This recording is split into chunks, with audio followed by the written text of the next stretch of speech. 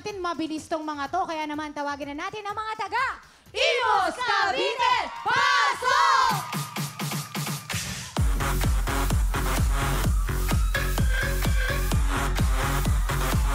Eto na, handang-handa na sina May Sabi, Noemi, Jelay, Imus Cavite, pupukan na!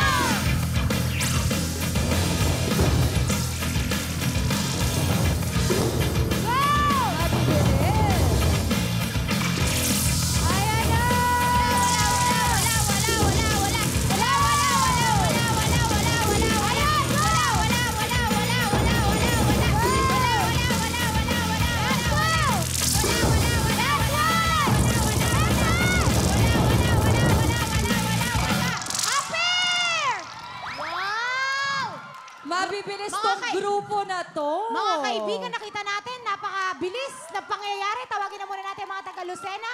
At wala silang violation. Yun ang good news. Tama!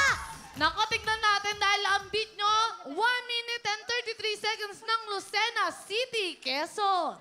Ayan na. Pero tingnan muna natin kung ano ang kanilang oras. Tingnan na natin ang oras sa mga taga Imus Cavite. Eto na, ang inyong oras ay...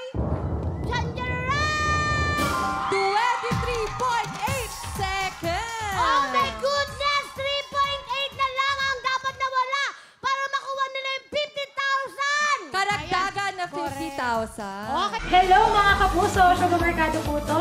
Nagustuhan niyo ba ang mga video na to? Marami pa kami inihanda para sa inyo. Mag-subscribe lang sa official YouTube channel ng Wowowin. Don't forget to hit the bell button para lagi kayong updated!